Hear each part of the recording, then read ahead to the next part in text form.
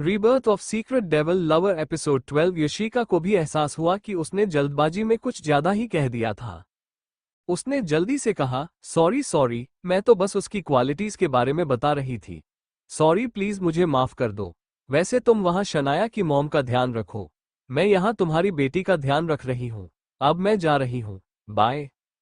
ये कहकर उसने हड़बड़ी के साथ कॉल कट कर दिया। तो वही अमानत ने अब गुस्से के साथ कहा, नफरत है मुझे उस इंसान से।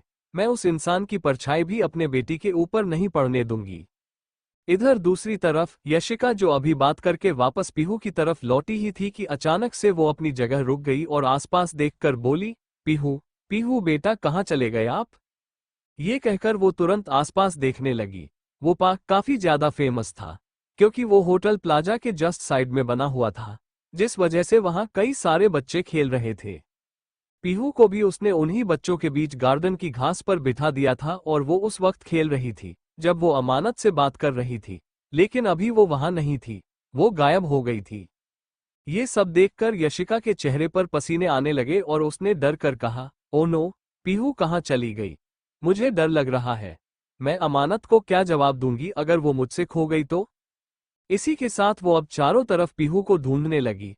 तभी उसने एक बच्चे को रोते हुए कहा, बेटा अभी एक छोटी सी बच्ची यहाँ नीचे घास पर खेल रही थी ना, क्या आपने उसे कहीं देखा? तभी उस लड़के ने अपना सरना में हिला दिया। ये देखकर यशिका अब तुरंत पार्क के चारों तरफ पीहू को आवाज लगने लगी, पीहू, पीहू बेटा कहाँ हो आप? लेकिन पीहू का कहीं कोई अता पता नहीं था। यशिका अब पार्क से बाहर निकल आई। पार्क से बाहर निकलकर वो अब आसपास देखने लगी। उसे समझ ही नहीं आ रहा था कि आखिर पीहू कहाँ जा सकती थी। वो तो अभी ठीक से चल भी नहीं पाती थी। हालांकि वो धीरे धीरे जरूर चल लेती थी, पर वो इतनी जल्दी इस तरह बाहर नहीं जा सकती थी। इस वक्त उसे कुछ भी समझ नहीं आ रहा था। तभी उसने खुद से कहा, क्या मुझे अमानत को इसके बारे में बता देना चाहिए? लेकिन जैसे ही अमानत ये सुनेगी वो मुझसे बहुत नाराज हो जाएगी। वो शायद मुझसे गुस्सा भी हो जाए। मुझे अभी फिलहाल के लिए पीहू को ढूंढना चाहिए। मुझे उसे कुछ नहीं बताना चाहिए। ये सब सोचते हुए वो आसपास पीहू को फिर से ढूंढने लगी। इधर दूसरी तरफ होटल प्लाजा से इस वक्त विध्वंस बाहर निकल रहा था, लेकिन तभी वो एक सेकंड के लिए अपनी जगह रुक गया। उसने एक नजर आसपास देखा। तभी असिस्टेंट ने नासमझी में कहा, व्हाट हैपेंड सर? क्या हुआ? इसके जवाब में विध्वंस ने कहा, नथिंग। इसके बाद वो फिर से असिस्टेंट के साथ कार की तरफ जाने लगा, लेकिन वो अभी कार के पास पहुंचता उससे पहले ही उसकी नजर अचानक से रोड की दूसरे साइड गई और वहां दूर से ही वो एक बच्ची को देख सकता था, जो इस वक्त बेधड़क रोड के बीचों बीच बहुत ही धीरे धीरे चल रही थी। वो रोड काफी ज्यादा तेज थी। वहां लगातार कई सारी कार, ट्रक और मोटरसाइकिल आ जा रही थी। उस छोटी सी बच्ची पर कोई ध्यान नहीं दे रहा था। लेकिन विध्वंस ने उसे देखा तो वो ना चाहते हुए भी अपने हाथों की मुठियां बनाते हुए बोला, ये इतनी छोटी लड़की यहाँ पर क्या कर रही है? ये सुनकर असिस्टेंट को कुछ समझ नहीं आया। उसने भी उस तरफ देखा तो वो भी हैरान हो गया और हैरानी से बोला, ये तो बहुत ज्यादा छोटी है और ये ठीक से चल भी नहीं पा रही है, लेकिन ये रोड साइड क्या कर रही है? ये कहते हुए वो जैसे ही पीछे की तरफ विध्वंस को देखने के लिए मुड़ा, वहां विध्वंस नहीं था। ये देखकर अब असिस्टेंट और भी ज्यादा हैरान हो गया और हैरानी से बोला, सर कहाँ चले गए अब? तभी दूसरे गार्ड ने उसे इशारा करते हुए कहा, बॉस वहां पर है। ये सुनकर असिस्टेंट ने झटके के साथ सामने देखा और सामने जैसे ही उसने विध्वंस को उस लड़की के पास जाते देखा वो हैरान हो गया और हैरानी से बोला, बॉस को कब से बच्चों की इतनी फिक्र होने लगी? जहां तक मुझे पता है उनके अंदर तो दिल ही नहीं है, तो फिर वो इस तरह से उस बच्ची के पास क्यों जा रहे हैं? ये कहते हुए अब वो सभी रोड की तरफ दूसरी साइड बढ़ने लगे। इधर विध्वंस काफी तेज कदमों के साथ उस बच्ची की तरफ जा रहा था। वो खुद के अंदर एक अजीब सा चेंज महसूस कर रहा था जिसे वो खुद भी नहीं समझ पा रहा था और वो अपने आप ही उस बच्ची की तरफ बढ़ते ही जा रहा था। इधर वो बच्ची सबसे बेसुध लगातार अपने मुंह में छोटी छोटी उंगली डालें इधर से उधर देखकर धीरे धीरे चलने की कोशिश कर रही थी, पर वो जितनी बार चलती उतनी ही बार वो लड़खड़ाकर नीचे गिर पड़ती, लेकिन वो फिर से अपनी जगह से उठती और चलने लगती। पर वो जैसे ही अब रोड के बीचों बीच आई और जैसे ही वहां आसपास कार गुजरी, वो बच्ची अचानक से ये सब कुछ देखकर घबरा गई। डर की वजह से वो जोर जोर से रोने लगी और अभी एक कार उसे टक्कर मार पाती, उससे पहले ही किसी ने उसे सीधे अपनी गोद में उठा लिया और तुरंत दूसरी साइड चला गया। रोड की दूसरी साइड खड़े असिस्टेंट और गार्ड ये सब देखकर हैरान थे। असिस्टेंट ने हैरानी से कहा, मुझे ऐसा लग रहा है जैसे कि मैं कोई चमत्कार अपनी आंखों से देख रहा हूं। बॉस, इन 2 सालों में जिस तरह हैवान बन चुके हैं, इस तरह उनको एक बच्ची को बचाते देख कुछ समझ नहीं आ रहा है। इधर दूसरी तरफ इस वक्त वो बच्ची विध्वंस के सीने में दुबकी जोर जोर से रो रही थी। वही विध्वंस जैसे पूरी तरह अपनी जगह जम गया था। वो कुछ भी रिएक्ट नहीं कर रहा था। वो बस चुपचाप अपने सीने में छुपी उस बच्ची को देख रहा था। उस बच्ची के चेहरे पर अभी उसके बाल थे, जिस वजह से उसके चेहरे को वो ठीक से देख नहीं पाया था। लेकिन वो बच्ची जिस तरह उसके सीने के पास थी, अचानक से उसका वो दिल जो 2 सालों से किसी के लिए भी धड़कना बंद हो गया था, वो जोरों से धड़कना शुरू कर दिया। वो अभी भी कुछ रिएक्ट नहीं कर रहा था। तभी वो बच्ची जोर जोर से चिल्लाते हुए रोने लगी और बोली, मम्मा मम मम्मम मम्मम पियो मम्मा।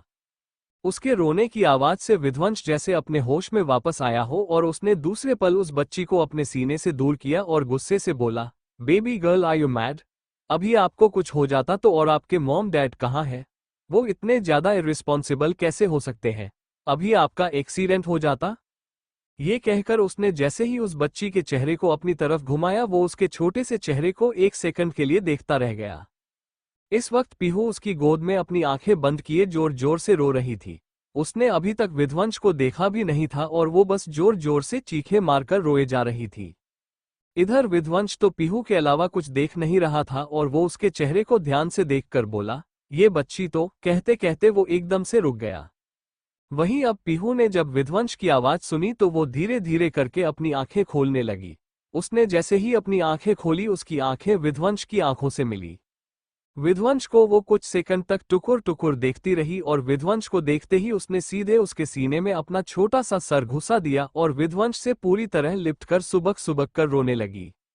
उसे फिर से अपने सीने से इस तरह लिपटते हुए देखकर विध्वंस अब कुछ रिएक्ट ही नहीं कर पाया। लेकिन तभी वहां पर गार्ड्स और असिस्टेंट जल्दबाजी के साथ आए और बोले, बॉस, आप यहां बिना किसी प्रोटेक्शन के आ गए हैं, आपको खतरा हो सकता है, प्लीज जल्द से जल्द कार में चलिए, यहां सेफ नहीं है। ये कहकर असिस्टेंट ने तुरंत उस बच्ची को देखा जो इस वक्त विध्वंस के सीने में छुपी हुई थी। उस छोटी सी बच्ची को विध्वंस से इस तरह लिपटे हुए देख असिस्टेंट ने हिचकिचाते हुए कहा, बॉस, मुझे लगता है कि ये दुश्मन की कोई चाल हो सकती है आपको फंसाने के लिए, इसलिए प्लीज जल्द से जल्द इसे छोड़ दीजिए जहां पर ये थी, हमें इससे फर्क। अभी असिस्टेंट अपनी बात पूरी कर पाता उससे पहले ही विध्वंस ने उसे गुस्से भरी नजरों से देखकर कहा, जस्ट शट अप, अगर इसे कुछ भी हुआ तो मैं तुम सबकी जान ले लूंगा। ये सुनते ही असिस्टेंट शॉक्ड हो गए और वो शॉक्ड होकर बोला, बॉस, आपको हुआ क्या है? थोड़ी देर पहले मिली इस अनजान बच्ची के लिए हमें धमकी। ये कहते कहते वो रुक गया क्योंकि विध्वंस उसे जानलेवा नजरों से देख रहा था। असिस्टेंट को समझ ही नहीं आया कि आखिर इतने कम वक्त में उस बच्ची ने ऐसा कौन सा जादू कर दिया था विध्वंस के ऊपर कि विध्वंस उन सबसे ऐसी बात कर रहा था, जबकि आज से पहले विध्वंस ने ऐसा नहीं किया था, बल्कि उसकी नजरों में तो किसी के लिए इंसानियत थी नहीं, वो तो डायरेक्ट सबको देखकर उन्हें मार दिया करता था। तभी पीहू ने रोना बंद कर दिया, जिसे देखकर विध्वंस ने तुरंत उसके छोटे से सर को पकड़कर अपने सीने से बाहर निकाला और वो उसकी बंद आंखों को देखने लगा। पीहू रोते रोते विध्वंस की गोद में ही सो चुकी थी। इस वक्त उसका छोटा सा चेहरा बहुत ज्यादा लाल था, वो बहुत ही ज्यादा क्यूट और गोल मटोल सी थी। उसके चेहरे को जब असिस्टेंट ने और गार्ड्स ने देखा तो वो एक पल के लिए हैरान हो गए और वो तुरंत विध्वंस को देखने लगे। विध्वंस भी एक टक पीहू के चेहरे को देख रहा था। तभी असिस्टेंट ने हिचकिचाते हुए कहा, बॉस, सॉरी टू से, पर ये बच्ची तो मुझे आपके जैसी। तभी ये कहते कहते वो फिर से रुक गया क्योंकि विध्वंस एक बार फिर से उसे गुस्से के साथ देखने लगा। असिस्टेंट अपना थूक गटकते हुए बोला, सॉरी सॉरी बॉस, इस दुनिया में 7 लोगों के एक जैसे चेहरे होते हैं, जरूरी नहीं कि ये बच्ची आपकी हो, बल्कि गलती से आपका चेहरा इससे मिलता जुलता होगा। वैसे ये कौन है, क्या आप इसे जानते हैं, या फिर आप चाहे तो हम इसके बारे में पता लगाएं? तभी विध्वंस ने पीहू को अपने सीने से लगा लिया और वो उसे लेकर सीधे कार की तरफ बढ़ते हुए सर्द आवाज में बोला, अभी कुछ भी पता लगाने की जरूरत नहीं है। ये कहकर वो कार की तरफ पीहू को लेकर चला गया। वही असिस्टेंट और गार्ड को कुछ समझ नहीं आया। गार्ड ने ना समझी में कहा, बॉस को हुआ क्या है, वो उस बच्ची के लिए इतना ज्यादा कंसर्न क्यों हो रहे हैं, और वो किसी अनजान बच्ची को इस तरह अपने साथ नहीं रख सकते, उन्हें खतरा हो सकता है और ये दुश्मन की चाल भी हो सकती है। ये सुनकर असिस्टेंट ने भी सीरियस होकर कहा, यू आर राइट। बॉस को ये बात समझनी होगी क्योंकि हम किसी भी बच्ची या किसी भी इंसान पर ऐसे आंख बंद करके यकीन नहीं कर सकते। उनके ऊपर बहुत खतरा है और जिस तरह वो 2 सालों में लोगों से अपनी दुश्मनी बढ़ा चुके हैं उस तरह से तो उन्हें सबसे अलर्ट रहने की जरूरत है। चलो हम उनके पीछे चलते हैं और वो नहीं चाहेंगे तब भी हम उस बच्ची के बारे में पता लगाएंगे। ये सुनकर गार्ड ने भी अपना सिर हिला दिया और वो सभी सीधे विध्वंस के पीछे चले गए। इधर यशिका पीहू को ढूंढ ढूंढ कर परेशान हो चुकी थी। शाम से अब रात होने को आई थी लेकिन पीहू का कोई अता पता नहीं था। तभी उसका फोन रिंग हुआ। उसने अपना फोन देखा तो इस वक्त उसे अमानत कॉल कर रही थी। अमानत के कॉल को देखकर यशिका के हाव भाव बदल गए। उसने डरते हुए कहा, जरूर अमानत यही पूछने के लिए कॉल कर रही होगी कि मैं कब तक पीहू को घर लेकर आऊंगी। शायद वो अब तक घर भी पहुंच गई होगी। ओह नो, मैं क्या जवाब दूं? मैं बहुत बुरे तरीके से फंस चुकी हूं। मुझे कुछ समझ नहीं आ रहा है। अभी तक पीहू का कोई अता पता नहीं चला है। लेकिन वापस से अमानत ने उसे कॉल किया जिसे देखकर उसने ना चाहते हुए भी कॉल हिचकिचाते हुए पिक किया। तभी उधर से अमानत ने कहा, यशिका कहाँ हो तुम सब? रात हो गई है। क्या अभी तक तुम सब पार्क में ही हो? देखो, अगर पीहू पार्क में रहने की जिद कर रही है तो तुम उसे डांट कर घर लेकर आओ। वो बहुत जिद्दी हो गई है। तुम इस तरह उसकी हर जिद पूरी मत करो। तुम समझ रही हो ना मैं क्या कह रही हूँ? और वैसे भी उसे कुछ दिन पहले ही बुखार था। मुझे उसे मेडिसिन भी देनी है, इसलिए प्लीज उसे जल्दी से घर लेकर आओ। तभी यशिका ने हिचकिचाते हुए कहा, अमानत एक्चुअली मुझे 1-2 घंटे और लग जाएंगे। तुम तब तक डिनर रेडी कर लो। मैं जल्द ही पीहू को लेकर घर आती हूँ। ये सुनकर अमानत ने उधर से ना समझी में कहा, लेकिन 1-2 घंटे क्यों लगेंगे? सच सच बताओ तुम दोनों कहाँ पर हो और क्या कर रही हो? देखो, मुझे पता नहीं क्यों पर बेचैनी हो रही है। मुझे एक बार पीहू से बात करनी है। क्या तुम उससे बात करा सकती हो? अमानत में जब ये कहा तो यशिका परेशान हो गई। उसे समझ ही नहीं आया कि वो सच बताएं या ना बताएं। लेकिन तभी वापस से अमानत ने कहा, क्या हुआ यशिका? तुम कुछ बोल क्यों नहीं रही हो? देखो, मैं सच कह रही हूँ। मुझे पता नहीं क्यों पर कुछ देर पहले से ही बेचैनी शुरू हो गई थी। मुझे पता नहीं क्यों ऐसा लगा जैसे पीहू के साथ कुछ तो हुआ है। देखो प्लीज मेरी एक बार उससे बात करवा दो। आई प्रॉमिस मैं उसे नहीं डांटूंगी और फिर तुम दोनों जितनी देर तक चाहे पार्क में रह सकती हो। लेकिन तभी यशिका ने आखिर में एक सांस में कह दिया, एक्चुअली मुझे माफ कर दो अमानत, लेकिन पीहू कहीं खो गई। ये सुनते ही उधर अमानत जो अभी सोफे से खड़ी हो ही रही थी, वो ये सुनते ही धम्म से अपनी जगह बैठ गई और पूरी तरह शॉक्ड रह गई। ये सुनकर अमानत ने उधर से ना समझी में कहा, लेकिन 1-2 घंटे क्यों लगेंगे?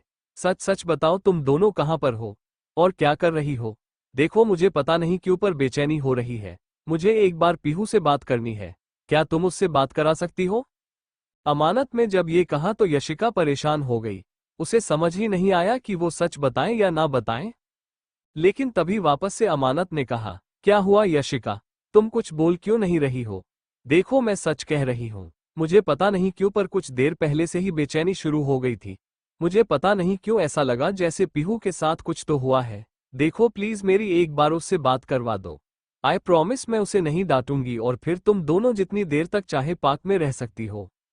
लेकिन तभी यशिका ने आखिर में एक सांस में कह दिया, एक्चुअली मुझे माफ कर दो अमानत, लेकिन पीहू कहीं खो गई। ये सुनते ही उधर अमानत जो अभी सोफे से खड़ी हो ही रही थी, वो ये सुनते ही धम्म से अपनी जगह बैठ गई और पूरी तरह शॉक्ड रह गई। अमानत को ऐसा लगा जैसे पल भर में उसकी दुनिया ही उजड़ गई हो। वो हकलाते हुए वापस से बोली, यशिका तुम मजाक कर रही हो ना? देखो, तुम्हें पता है कि मुझे ऐसे मजाक बिल्कुल पसंद नहीं है, खासकर जो मजाक मेरी बेटी से जुड़े हो। वैसे तो बिल्कुल भी नहीं। इसलिए अगर तुमने ऐसा मजाक किया तो मैं तुमसे नाराज हो जाऊंगी। प्लीज अब मुझे मेरी बेटी से बात करनी है। लेकिन तभी वापस से यशिका की आवाज आए, अमानत आई नो तुम यकीन नहीं कर पा रही हो, पर मैं तुम्हें कैसे बताऊं कि वाकई पीहू कहीं नहीं मिल रही है। मैंने चारों तरफ उसे ढूंढ लिया, लेकिन उसका कोई अता पता नहीं है। मैं बहुत ज्यादा परेशान हो गई हूँ। मुझे खुद भी समझ नहीं आ रहा है कि मैं उसे कहाँ ढूंढूं और मैं तुमसे ज्यादा वक्त तक ये बात छुपा नहीं सकती, इसलिए मैंने आखिर में तुम्हें ये बता दिया। ये सुनकर अब अमानत दूसरे ही पल चिल्लाते हुए बोली, ये तुम क्या कह रही हो यशिका? तुम आखिर मेरी बेटी को कैसे ऐसे कहीं भी गुमा सकती हो? तुम्हें पता भी है वो भी बहुत छोटी है, उसे ठीक से बोलना भी नहीं आता। अगर उसे कुछ भी हुआ तो मैं क्या करूंगी यशिका? तुम बताओ, तुम इस वक्त कहाँ हो? मैं अभी के अभी वहां आ रही हूँ। मैं खुद अपनी बेटी को ढूंढूंगी। मुझे पता है वो मिल जाएगी। उसे कुछ नहीं हुआ होगा। वो कहीं नहीं जा सकती।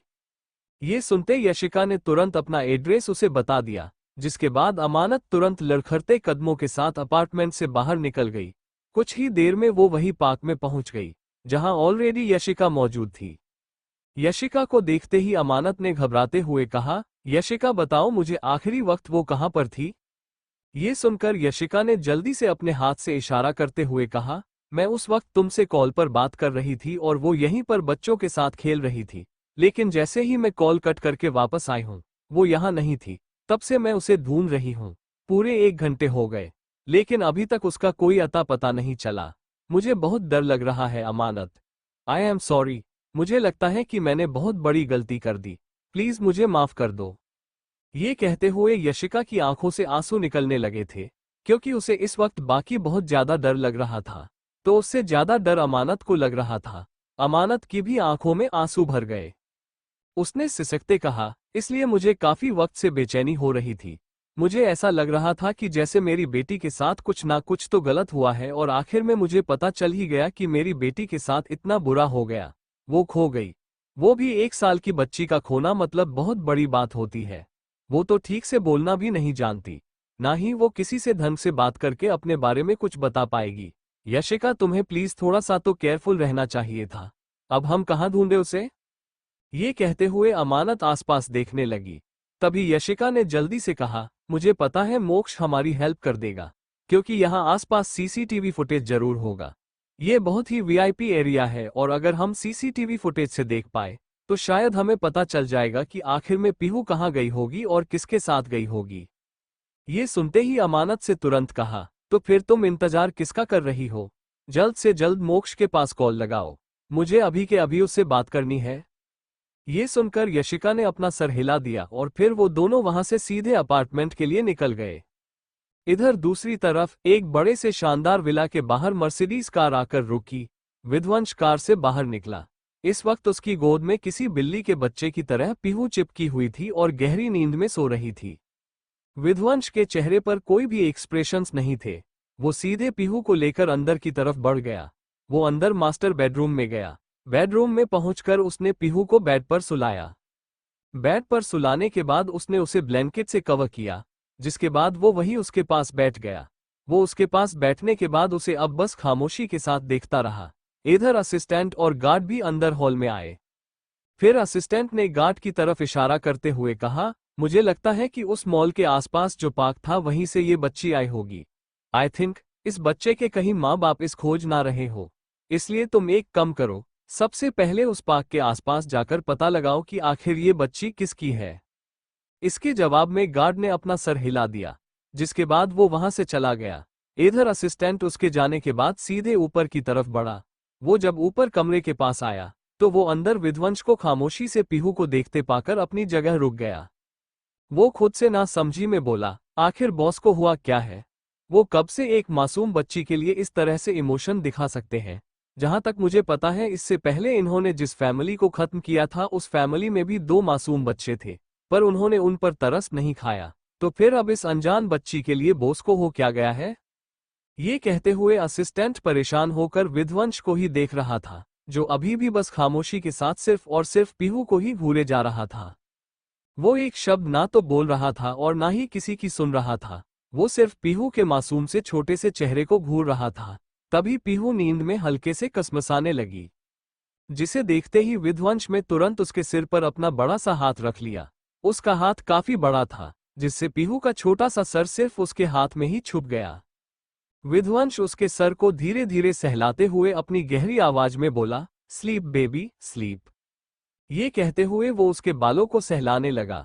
लगभग अब 15 से 20 मिनट यूं ही बीत चुके थे, लेकिन विध्वंस अभी भी अपनी जगह से उठने का नाम नहीं ले रहा था, जिस वजह से अब असिस्टेंट से रहा नहीं गया। वो अंदर आया और बोला, बॉस आपकी मीटिंग थी। उस मीटिंग का क्या होगा? उसका वक्त हो गया है, प्लीज चलिए। ये सुनते ही विध्वंस ने गुस्से के साथ अपनी जानलेवा नजरों से असिस्टेंट को देखा और बोला, क्या तुम्हें दिखाई नहीं दे रहा है इस वक्त वो सो रही है और तुम्हारी वजह से वो डिस्टर्ब हुई? तो आई विल किल यू। ये सुनकर असिस्टेंट के पैर कांपने लगे। वो जल्दबाजी के साथ बोला, सॉरी सॉरी बॉस, हमने ध्यान नहीं दिया। पर आपकी मीटिंग है और अगर आप इस बच्ची का ऐसे ख्याल रखेंगे तो आपकी मीटिंग्स का क्या होगा? अगर आप इसे छोड़कर नहीं जाना चाहते तो हम इसके पास एक मेड रख देते हैं जो इसका ख्याल रखेगी। आप प्लीज मीटिंग में चलिए। ये सुनकर विध्वंस ने दांत पीसकर कहा, मेरी आज की सारी मीटिंग कैंसिल कर दो, क्योंकि आज मैं कहीं नहीं जाऊंगा और अब तुम यहां से जा सकते हो और अगर तुम नहीं गए तो आगे तुम जिंदा नहीं रह पाओगे। ये सुनते ही असिस्टेंट से वहां खड़ा नहीं रहा गया। उसे पता था कि उसके सामने बैठा इंसान जो अभी एक बच्ची के लिए इंसान बन चुका था, वो उन सबके लिए जानवर से काम नहीं था, जिसकी आंखों में कोई इंसानियत ही नहीं थी। असिस्टेंट तुरंत वहां से उल्टे पांव बाहर निकल गया। इधर उसके जाने के बाद विध्वंस अब पीहू को ध्यान से देखकर बोला, I don't know who are you, पर तुम जो कोई भी हो, कुछ तो कनेक्शन है और ये कनेक्शन क्या है जो मैं बहुत जल्द जान जाऊंगा। ये कहते हुए वो नीचे झुका और उसने पीहू के माथे पर अपने होंठ रख दिए और पीहू के चेहरे पर ना चाहते हुए भी एक छोटी सी स्माइल आ गई, जैसे उसने उसे किसको एक्सेप्ट कर लिया हो। अपने डैडी के किसको एक तरह से उसने एक्सेप्ट कर लिया हो। वो अभी भी उसे स्माइल करते हुए देख रहा था।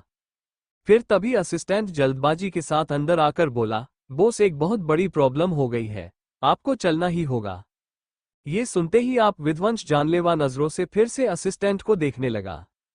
वहीं दूसरी तरफ अपार्टमेंट में मोक्ष जल्दबाजी के साथ अपार्टमेंट के अंदर आया और बोला, यशिका तुमने क्या किया?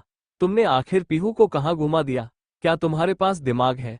वो छोटी बच्ची है, इसलिए मैं कहता हूं कि तुम एक बच्ची को संभालने लायक नहीं हुई हो और तुम्हें इसी उम्र में अपना बच्चा चाहिए। उसके इस तरह डांटने से यशिका रोने लगी, जो पहले से ही रो रही थी। तो वही अमानत ने जब मोक्ष और यशिका को इस तरह लड़ते देखा तो वो उन दोनों से बोली, पीहू की वजह से तुम दोनों लड़ना बंद करो। हमें इस वक्त सिर्फ पीहू को ढूंढने के बारे में सोचना चाहिए।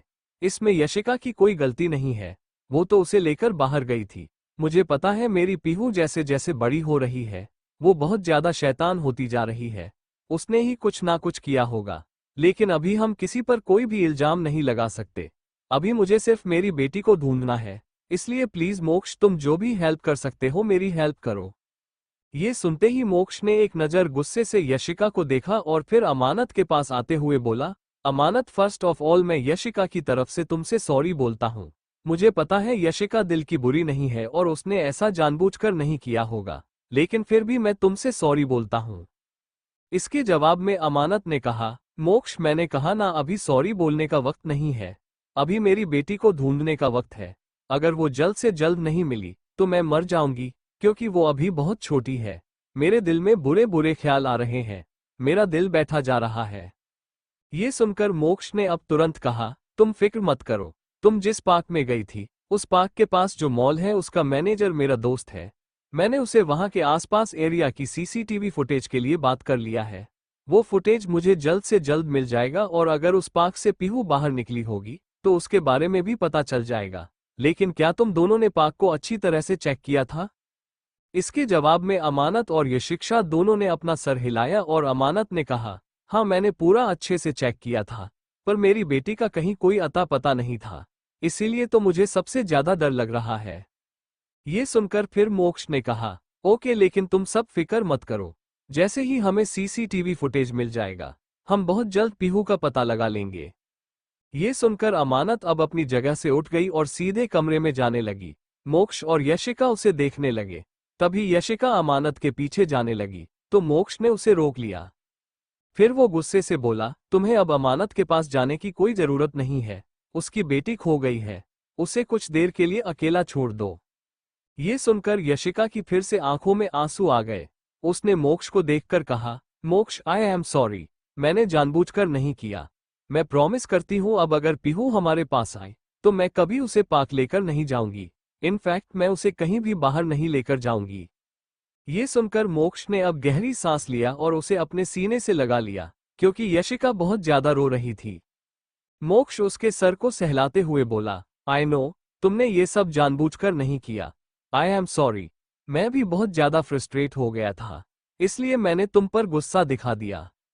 इसके जवाब में यशिका फिर चुप हो गई, लेकिन इधर अमानत की आंखों से आंसू नहीं रुक रहे थे। वो बेड पर आई और टेबल पर रखी पीहू की फोटो को देखने लगी। उसमें पीहू ने अपनी छोटी सी उंगली को मुंह में डाल रखा था और वो खिलखिलाकर हंसते हुए पोज दे रही थी।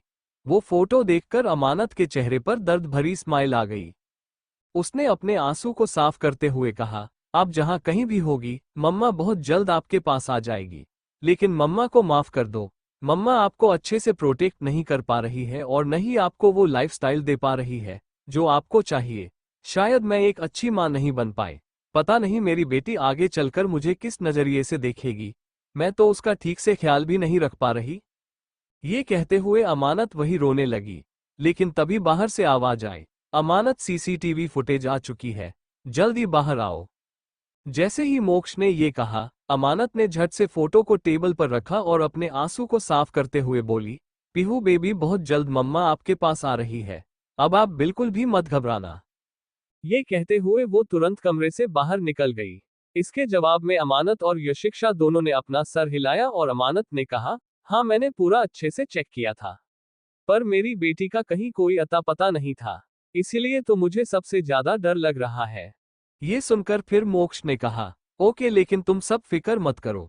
जैसे ही हमें सीसीटीवी फुटेज मिल जाएगा, हम बहुत जल्द पीहू का पता लगा लेंगे। ये सुनकर अमानत अब अपनी जगह से उठ गई और सीधे कमरे में जाने लगी। मोक्ष और यशिका उसे देखने लगे। तभी यशिका अमानत के पीछे जाने लगी, तो मोक्ष ने उसे रोक लिया। फिर वो गुस्से से बोला, तुम्हें अब अमानत के पास जाने की कोई जरूरत नहीं है। उसकी बेटी खो गई है। उसे कुछ देर के लिए अकेला छोड़ दो। ये सुनकर यशिका की फिर से आंखों में आंसू आ गए। उसने मोक्ष को देखकर कहा, मोक्ष आई एम सॉरी। मैंने जानबूझकर नहीं किया। मैं प्रॉमिस करती हूँ अब अगर पीहू हमारे पास आए तो मैं कभी उसे पार्क लेकर नहीं जाऊंगी। इनफैक्ट मैं उसे कहीं भी बाहर नहीं लेकर जाऊंगी। ये सुनकर मोक्ष ने अब गहरी सांस लिया और उसे अपने सीने से लगा लिया, क्योंकि यशिका बहुत ज्यादा रो रही थी। मोक्ष उसके सर को सहलाते हुए बोला, आई नो, तुमने ये सब जानबूझकर नहीं किया। I am sorry. मैं भी बहुत ज्यादा फ्रस्ट्रेट हो गया था, इसलिए मैंने तुम पर गुस्सा दिखा दिया। इसके जवाब में यशिका फिर चुप हो गई। लेकिन इधर अमानत की आंखों से आंसू नहीं रुक रहे थे। वो बेड पर आई और टेबल पर रखी पीहू की फोटो को देखने लगी। उसमें पीहू ने अपनी छोटी सी उंगली को मुंह में डाल रखा था और वो खिलखिलाकर हंसते हुए पोज दे रही थी। वो फोटो देखकर अमानत के चेहरे पर दर्द भरी स्माइल आ गई। उसने अपने आंसू को साफ करते हुए कहा, आप जहां कहीं भी होगी, मम्मा बहुत जल्द आपके पास आ जाएगी। लेकिन मम्मा को माफ कर दो। मम्मा आपको अच्छे से प्रोटेक्ट नहीं कर पा रही है और न ही आपको वो लाइफस्टाइल दे पा रही है जो आपको चाहिए। शायद मैं एक अच्छी मां नहीं बन पाए। पता नहीं मेरी बेटी आगे चलकर मुझे किस नजरिए से देखेगी। मैं तो उसका ठीक से ख्याल भी नहीं रख पा रही। ये कहते हुए अमानत वही रोने लगी। लेकिन तभी बाहर से आवाज आई, अमानत सीसीटीवी फुटेज आ चुकी है, जल्दी बाहर आओ।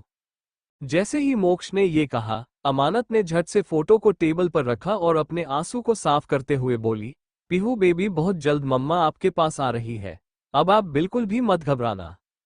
ये कहते हुए वो तुरंत कमरे से बाहर निकल गई। अमानत जल्दी से कमरे से बाहर निकली। उसने देखा कि इस वक्त मोक्ष अपना लैपटॉप ऑन करके बैठा हुआ था और उसमें कुछ फोटोज चल रही थी, जिसे देखकर अमानत जल्दी से मोक्ष के पास आई और बोली, मोक्ष क्या तुम्हें पीहू के बारे में कुछ पता चला? इसके जवाब में मोक्ष ने सीरियस होकर कहा, अभी मैं उसके बारे में ही पता लग रहा हूँ। कुछ देर पहले ही मेरे दोस्त ने इस सीसीटीवी फुटेज को मेरे पास भेजा। तुम भी इसे ध्यान से देखो। अगर तुम्हें जरा भी कोई भी क्लू मिलता है तो मुझे तुरंत बताना। ये सुनकर अमानत ने जल्दी से अपना सर हिला दिया और अब वो भी उसके पास बैठ गई और ध्यान से लैपटॉप में देखने लगी। लेकिन लैपटॉप में जब मोक्ष ने सीसीटीवी फुटेज की क्लिप आगे बढ़ाई तो उसे देखकर अमानत और यशिका दोनों को ही कुछ समझ नहीं आया। यशिका ने ना समझी में कहा, लेकिन ये तो पार्क के आसपास की कोई सीसीटीवी फुटेज है ही नहीं। ये तो चारों तरफ मॉल की दिखाई दे रही है। ये सुनकर मोक्ष ने कहा, लेकिन उसने तो कहा था कि उसने पार्क के आसपास भी कैमरे लगवाए हुए थे, तो वहां की फुटेज भी होनी चाहिए। ये कहकर वो दूसरे फोल्डर में चेक करने लगा, लेकिन दूसरा फोल्डर पूरी तरह एम्प्टी था। ये देखकर अब मोक्ष को कुछ समझ नहीं आया, लेकिन तभी अमानत ने कहा, ये सब हो क्या रहा है? दूसरा फोल्डर पूरी तरह एम्प्टी है और पार्क की कोई फुटेज भी नहीं है। आखिर मेरी बेटी कहाँ जा सकती है? अब हमें कैसे पता चलेगा? ये कहकर वो एक बार फिर से रोने लगी।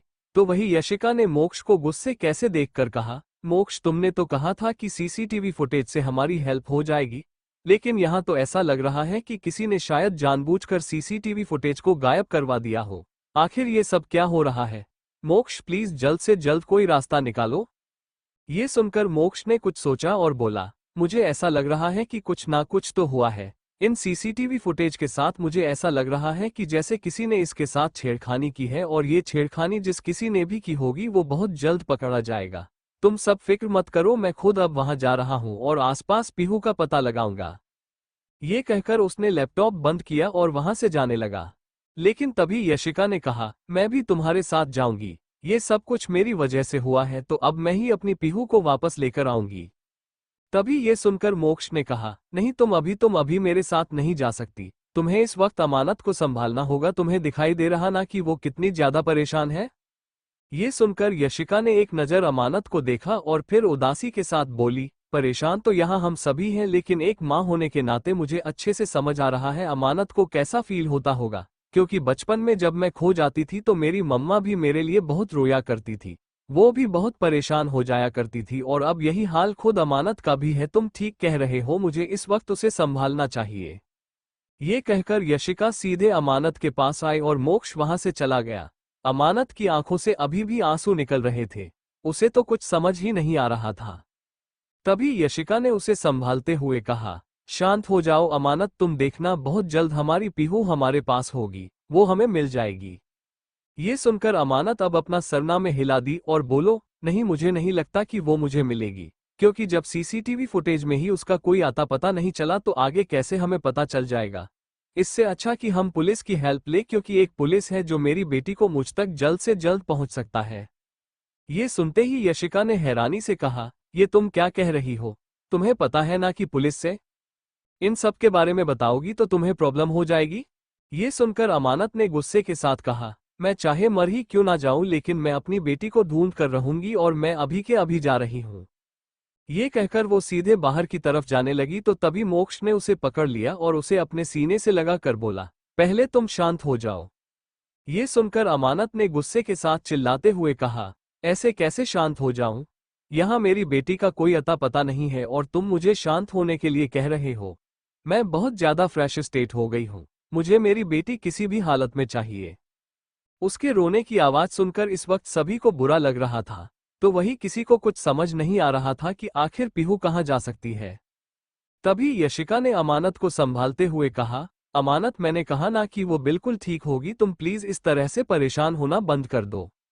इसके जवाब में अमानत ने कहा, उसका अभी तक कोई आता पता नहीं चला है। मुझे बेचैनी हो रही है, मुझे नहीं लगता कि वो जहाँ कहीं भी होगी ठीक होगी। तुम्हें पता है ना कि हर 2 घंटे में उसे दूध पिलाना होता है। उसे एक एक्स्ट्रा केयर की जरूरत है, और अभी तक तो मेरी बेटी मुझे कहीं दिखाई नहीं दी। मैं उसकी कहाँ से कोई केयर कर पाऊंगी। ये कहकर को फिर से रोने लगी तो वही बाकी सबको अब कुछ समझ नहीं आया कि वो इन सब बातों का क्या जवाब दे। तभी गहरी सांस लेकर यशिका ने कहा, मुझे लगता है अभी के लिए तुम्हें पुलिस के पास नहीं जाना चाहिए। एक बार 24 घंटे बीत जाए उसके बाद ही पुलिस तुम्हारी रिपोर्ट लिखेगा। ये सुनकर अमानत ने गुस्से के साथ कहा, अगर ऐसा है तो मैं अब वही उनके पुलिस स्टेशन के सामने ही खड़ी रहूंगी, वो भी तब तक जब तक कि वो मेरी रिपोर्ट नहीं लिख देंगे। मेरे लिए मेरी बेटी से बढ़कर कुछ भी नहीं है। इस वक्त मुझे बहुत बुरे बुरे ख्याल आ रहे हैं। आजकल की जनरेशन वैसे भी घटिया हो गई है।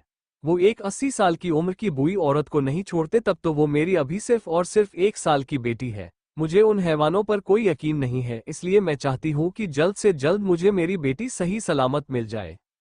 जब यशिका ने ये सुना तो वो भी अब परेशान हो गई। इधर दूसरी तरफ इंडिया में इस वक्त तियारा मिरर के सामने खड़ी थी और रेडी हो रही थी। रेडी होते हुए उसने खुद को देखकर मुस्कुरा कर कहा, मेरी इसी खूबसूरती पर तो अभिराज अंकल फिदा हो गए थे। वैसे उन्हें पाना बहुत मुश्किल था, लेकिन मुझे क्या पता था कि वो पहले से ही मुझे पसंद करते हैं, और अब फाइनली मैं उनकी बन चुकी हूँ और आज मैं उन्हें अपनी ब्यूटी से सरप्राइज कर दूंगी। ये कहते हुए उसने अपना बैग देखा। उसने बैग में इस वक्त काफी ज्यादा छोटे कपड़े रखे हुए थे और अभी के लिए उसने एक फुल ड्रेस पहन रखा था। उसे बैग को उसने अपने हाथ में लिया और बोली, मुझे पता है कि मैं इस तरह की ड्रेस पहनकर यहाँ से बाहर नहीं जा सकती, लेकिन मैं अभिराज के सामने तो ऐसी ड्रेस जरूर पहनूंगी जिससे अभिराज पूरी तरह से पागल ही हो जाएगा। ये कहते हुए वो मुस्कुराई और सीधे वहां से बाहर निकल गई। लेकिन जब वो नीचे हॉल में पहुंची तो वहां का माहौल काफी ज्यादा गर्म था। इस वक्त सोफे पर सौम्या बैठी हुई थी और पुरोहित जी के साथ गरिमा जी और करीना जी भी मौजूद थी। सौम्या को जब तियारा ने देखा तो उसका मुंह बन गया। उसने चिढ़कर कहा, ये लड़की जब भी मेरे सामने आती है मुझे इरिटेट कर देती है, ये लड़की मुझे बिल्कुल भी नहीं पसंद। ये कहकर वो वहां से जाने लगी, लेकिन तभी करीना जी ने उसे रोकते हुए कहा, तुम इस वक्त कहाँ जा रही हो? इसके जवाब में तियारा ने कहा, वो एक्चुअली मैं अपने दोस्तों के साथ ग्रुप स्टडी के लिए जा रही थी। ये सुनकर करीना जी ने उसे पर शक करते हुए कहा, क्या तुम सच कह रही हो? क्या तुम वाकई अपने दोस्तों के साथ जा रही हो? कहीं तुम हमसे झूठ तो नहीं बोल रही हो ना? ये सुनते ही तियारा जल्दबाजी के साथ बोली, ये आप क्या कर रही है मॉम? आप हर वक्त मेरे ऊपर क्यों शक करती रहती हैं? मैं आपकी बेटी हूं, आप मुझे अपने दुश्मन क्यों बनानी है? उसकी ऐसी बातें सुनकर करीना जी ने फिर कहा, अच्छा अच्छा ठीक है, अब तुम्हें ज्यादा बातें बनाने की जरूरत नहीं है, तुम जा सकती हो। ये सुनकर तियारा मुस्कुरा दी। वो जल्दी से बाहर जाने लगी, लेकिन अभी वो बाहर जा पाती उससे पहले उसके कानों में सौम्या की आवाज गई, मैंने उसे दिन तुम्हें एक इंसान के साथ मॉल में देखा था। तुम अपनी उम्र से इतने बड़े इंसान के साथ मॉल में क्या कर रही थी? सॉरी, मैं उसका चेहरा तो नहीं देख पाई, लेकिन उसे देखकर मुझे लग रहा था कि वो कोई बिजनेस टाइकून हो। क्या तुम मुझे बता सकती हो? जैसे ही तियारा ने ये बात सुनी उसका पूरा मूड खराब हो गया। तो वहीं पुरोहित, करीना और गरिमा दोनों ही हैरानी से तियारा को देखने लगे। तियारा ने अपने हाथों की कसकर मुठिया बनाई और वो किसी तरह खुद को कंट्रोल करते हुए सौम्या की तरफ मुड़ी और बोली, आपकी प्रॉब्लम क्या है? आखिर आप मेरी लाइफ में इतना इंटरफेयर क्यों कर रही हैं? ये सुनकर सौम्या ने कहा, मैं तो बस तुमसे नॉर्मली पूछ रही थी कि वो कौन था, क्योंकि वो दूर से दिखने में काफी उम्रदर लग रहा था, इसलिए मैंने पूछ लिया कि तुम अपने दोस्तों की बजाय इस तरह से अंकल के साथ हैंग आउट क्यों कर रही थी? ये सुनते ही तियारा ने गुस्से के साथ कहा, वो अंकल नहीं बल्कि बहुत हैंडसम है। अगर तुमने एक बार उन्हें देख लिया तो तुम भी उनके प्यार में पड़ जाओगी। तभी सौम्या ने मुस्कुराते हुए कहा, तो इसका मतलब तुम उनके प्यार में पड़ी हो और तुम्हारा उनके साथ रिलेशनशिप है? ये सुनते ही अब तियारा को समझ ही नहीं आया कि वो क्या जवाब दे, क्योंकि वो सौम्या जैसी शातिर लड़की की बातों में फंस रही थी। तभी पुरोहित जी की गुस्से भरी आवाज गूंजी, तियारा, मैं ये सब कुछ क्या सुन रहा हूँ? क्या ये सच है? क्या वाकई तुम अपने से उम्र में बड़े इंसान के साथ मॉल घूमती हो? तुमने हम सबसे झूठ क्यों बोला? कहीं ऐसा तो नहीं कि तुम आज भी यही करने जा रही हो हम सबसे झूठ बोलने के बहाने से? ये सुनते ही अब बहुत तियारा डरने लगी। वो पसीने साफ करते हुए बोली, दादू आपको गलतफहमी हो रही है, ऐसी कोई बात नहीं है, मैं तो बस। तभी करीना जी ने गुस्से के साथ कहा, मुझे तो पहले ही तुम पर शक था, क्योंकि तुम आजकल कुछ ज्यादा ग्रुप स्टडी कर रही हो। मुझे तुम पर अच्छे से नजर रखनी चाहिए थी। तुम इस तरह हमें धोखा नहीं दे सकती, एटलीस्ट हमें तुम पर इतना यकीन था। ये सुनकर अब तियारा गुस्से से सौम्या को देखने लगे। सौम्या के चेहरे पर शातिर मुस्कुराहट थी। तभी तैयार ने गुस्से के साथ कहा, इस लड़की की मेरे विध्वंस अंकल के साथ आप लोग शादी मत करवाना, मुझे ये लड़की बिल्कुल पसंद नहीं है, और अगर इसकी शादी मेरे विध्वंस अंकल से हुई तो मैं घर को छोड़ दूंगी, क्योंकि इससे अच्छा तो मुझे अमानत ही लगती है। कम से कम वो इस तरह से मेरी लाइफ में इंटरफेयर तो नहीं करती। तभी सौम्या ने मुस्कुराते हुए कहा, तो इसका मतलब तुम उनके प्यार में पड़ी हो और तुम्हारा उनके साथ रिलेशनशिप है? ये सुनते ही अब तियारा को समझ ही नहीं आया कि वो क्या जवाब दे, क्योंकि वो सौम्या जैसी शातिर लड़की की बातों में फंस रही थी। तभी पुरोहित जी की गुस्से भरी आवाज गूंजी, तियारा, मैं ये सब कुछ क्या सुन रहा हूँ? क्या ये सच है?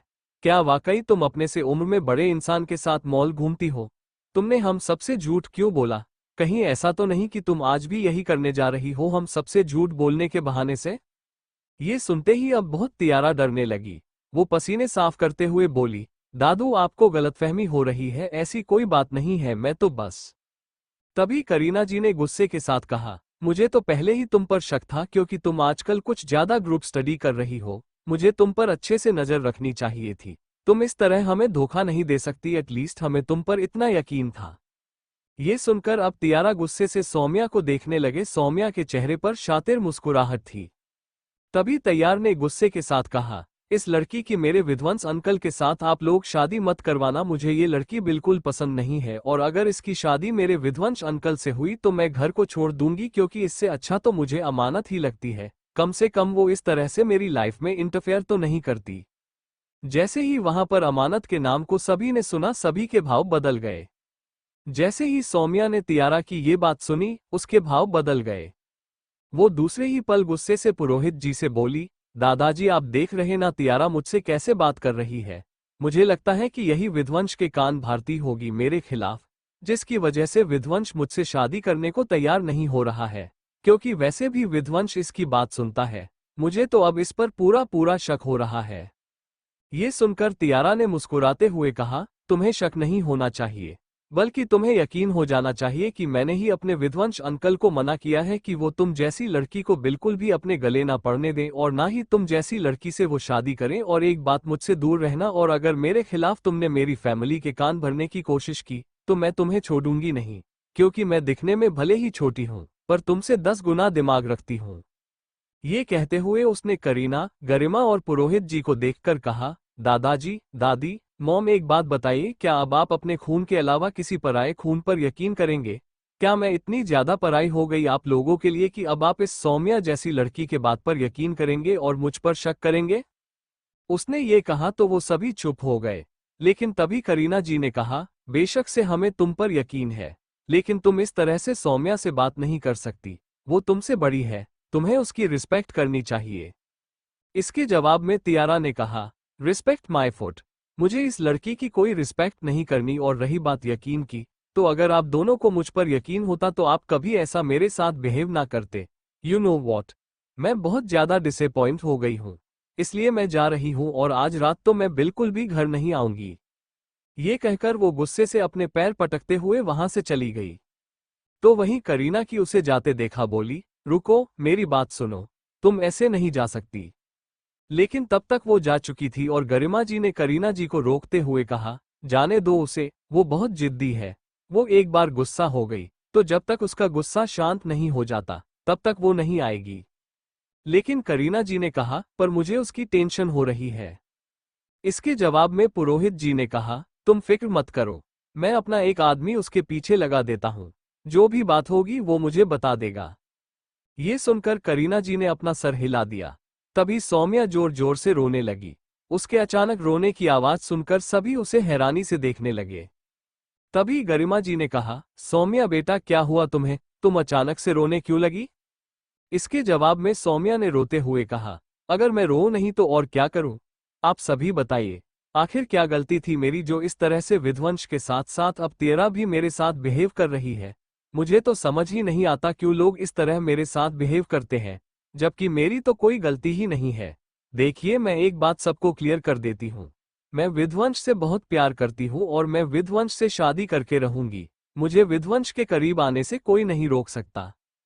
ये कहकर वो अब पुरोहित जी से रोते हुए बोली, दादाजी अपने 3 साल पहले भी मेरी हेल्प की थी विध्वंस को जिंदगी में लाने के लिए। एक बार फिर से आप मेरी हेल्प कीजिए। मुझे बताइए कि विध्वंस कहाँ है, मैं वही उससे मिलने के लिए जाऊंगी। ये सुनकर पुरोहित जी ने कहा, अगर तुम्हें उससे मिलना है तो तुम लॉस एंजेलिस जा सकती हो, क्योंकि मुझे खबर मिली है कि वो वहीं पर है। लॉस एंजेलिस का नाम सुनते हैं सौम्या की आंखों में चमक आ गई। उसने तुरंत कहा, थैंक यू सो मच, मैं अभी के अभी लॉस एंजेलिस जाऊंगी और अपने विध्वंस को अपना बनाऊंगी। ये कहकर वो वहां से तुरंत अपने आंसू साफ की और निकल गई। उसके जाने के बाद गरिमा जी ने परेशान होकर कहा, पुरोहित जी आपने क्या किया? आपको पता है ना कि विध्वंस कितना नाराज होगा जब उसे पता चलेगा कि आपने सौम्या को उसके पास भेजा है? ये सुनकर पुरोहित जी ने कहा, अगर मैं उसे उसके पास ना भेजूं तो और कहां भेजूं? तुम क्या उम्मीद रखती हो मुझसे? क्या मैं सौम्या से ये कह दूं कि विध्वंस उससे शादी नहीं करेगा और वो भूल जाए उसे? तुम्हें पता है कि मैं ऐसा कुछ नहीं कर सकता, इसलिए चुपचाप जो जैसा हो रहा है उसे होने दो। ये सुनकर गरिमा जी भी कुछ जवाब नहीं दे पाए। इधर दूसरी तरफ लॉस एंजेलिस में पुलिस स्टेशन के बाहर इस वक्त आध्यात अमानत परेशान हालत में खड़ी थी। अमानत की आंखों में आंसू थे, अंदर मोक्ष मौजूद था। तो वहीं पर खड़ी यशिका अमानत को संभालते हुए बोली, अमानत प्लीज, मैंने कहा ना, रोना बंद करो। मोक्ष अंदर गया है, पुलिस जरूर हमारी कंप्लेंट लिखेंगे और हमारी पीहू को ढूंढेंगे। इसके जवाब में अमानत ने कहा, पर अब रात हो गई है, मुझे नहीं लगता कि वो हमारी कोई हेल्प करेंगे। मुझे अपनी बेटी को लेकर बहुत डर लग रहा है। वो कहाँ होगी, किस हालत में होगी? तभी इसके जवाब में यशिका ने कहा, भगवान पर यकीन रखो, तुमने आज तक किसी का बुरा नहीं किया तो तुम्हारे साथ भी कुछ बुरा नहीं होगा। ये सुनकर अमानत ने गुस्से के साथ कहा, ये दुनिया बहुत बुरी है यशिका, यहाँ पर उल्टा होता है। अगर हम किसी के साथ बुरा नहीं करते तो हमारे साथ कुछ अच्छा होने के बजाय उल्टा बुरा ही होता है। इसलिए मैं इस बात की उम्मीद बिल्कुल भी नहीं कर सकती कि मेरी बेटी के साथ कुछ बुरा नहीं होगा। पता नहीं वो किस हालत में होगी, कहीं ऐसा तो नहीं कि वो मेरे लिए रो रही होगी। ये सुनते अब यशिका भी खामोश हो गई। वहीं दूसरी तरफ पैलेस में इस वक्त पीहू के खिलखिलाने की आवाज चारों तरफ गूंज रही थी। पीहू बेड पर खिलौनों के बीचों बीच बैठी हुई थी। उसके आसपास काफी ज्यादा एक्सपेंसिव और महंगे महंगे खिलौने रखे हुए थे और वो इस वक्त इलेक्ट्रॉनिक टॉयज के साथ खेल रही थी। वो एक कैक्टस का टॉय था जो अपने आप ही मूव कर रहा था और उसे देखकर ही पीहू खिलखिलाकर हंस रही थी। आसपास पूरा रूम खिलौने से भर चुका था। ऐसा लग रहा था जैसे कि वो रूम नहीं बल्कि खिलौने का कोई स्टोर हो। तभी उस रूम का दरवाजा खुला। विध्वंस अपने हाथ में एक दूध की बोतल लेकर अंदर की तरफ बढ़ा। विध्वंस को जब पीहू ने देखा तो वो एक पल के लिए विध्वंस को देखते रह गई। तो वहीं विध्वंस ने जब उसकी आंखों में देखा तो उसके चेहरे पर एक गहरी मुस्कुराहट आ गई। वो दूध की बोतल लेकर उसके पास आकर बैठ गया। फिर तभी पीहू ने अपने छोटे छोटे हाथ विध्वंस की तरफ बढ़ा दिए, जैसे वो कहना चाहती हो कि उसे उसके गोद में जाना है। ये देखकर विध्वंस हल्के से मुस्कुराया और आगे बढ़कर उसने उसे अपने गोद में उठा लिया। पीहू विध्वंस के गोद में आते ही खिलखिलाकर हंसने लगी और अपने छोटे छोटे हाथों से तालियां बजने लगी। पीहू को तो लग ही नहीं रहा था कि जैसे वो किसी अनजान घर में आए हो, बल्कि वो ऐसे बिहेव कर रही थी जैसे कि जन्मों से उसका विध्वंस के साथ कोई नाता हो। तो वही विध्वंस के चेहरे पर भी एक अलग ही एक्सप्रेशंस मौजूद थे। वो पीहू के स्माइली फेस को देखकर हल्के से मुस्कुराया और बोला, तुम्हारा नाम तो मुझे नहीं पता, पर अब से मैं तुम्हें लिटिल स्माइली बुलाऊंगा, क्योंकि तुम जब से मेरे पास आए हो तब से तुम सिर्फ स्माइल कर रही हो और मुझे तुम्हारी ये स्माइल बहुत क्यूट लगती है। I like your smile my little baby.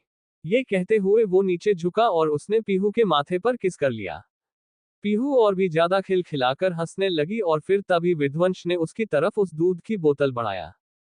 दूध की बोतल देखते ही पीहू के चेहरे की सारी स्माइल गायब हो गई और उसने तुरंत अपनी छोटी सी नाक को सिकोड़ लिया।